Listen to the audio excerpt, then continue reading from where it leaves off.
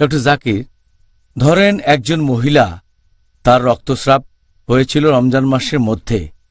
সেই মহিলা প্রথমে শাওয়াল মাসের 6টা রোজা আগে পালন করে, তারপর রমজান মাসে মিস করা ফরজ রোজাগুলো পালন করতে পারবে?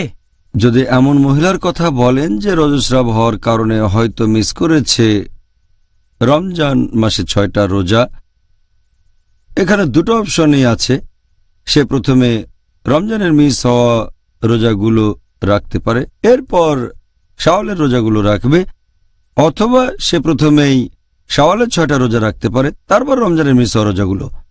এখানে যদি বলেন কোনটা করার অনুমতি আছে, দুটোর অনুমতি আছে, তবে সবচেয়ে ভালো হয় সে প্রথমে রমজান মাসে যে রোজাগুলো মিস করেছে সেগুলো রাখবে, কারণ এগুলো হচ্ছে বাধ্যতামূলক রোজা।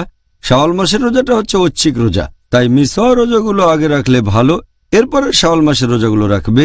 এতে করে সে উপকারিতাগুলো সবই ঠিক মতো পাবে।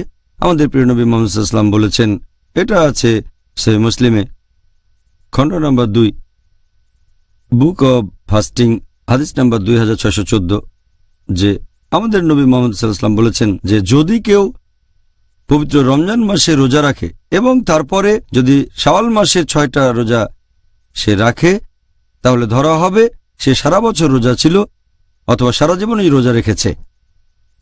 তাহলে যেটা করলে ভালো হয়, সে আগে রমজানের রোজাগুলো রাখবে, এগুলো রাখার পরে শাওয়াল মাসের রোজাগুলো রাখবে। এতে পুরো উপকারিতাটা পাবে, পুরো সওয়াব পাবে, সম্পূর্ণ পুরস্কার পাবে। ধরা হবে সে সারা বছর রোজা রেখেছে অথবা সারা জীবনই রোজা রেখেছে। তবে যদি সে আগে শাওয়ালের 6টা রোজা রেখে তারপর রমজানের রোজাগুলো রাখতে চায়, হয়তো কয়েক মাস পরে এটার অনুমতি আছে, তবে প্রথমটা হচ্ছে ভালো। অথবা আরও একটা অপশন আছে যে সে নিয়ত করবে রমজান মাসে যে রোজাগুলো মিস করেছে সেগুলো রাখবে, আর একই সাথে সে শাওয়াল মাসের রোজাগুলো নিয়ত করবে, দুটোই একসাথে, আর ইনশাআল্লাহ আল্লাহ তাকে দুটোরই পুরস্কার দেবেন। জাযাকাল্লাহ খায়ের। এর তোর জন্য ডাক্তার।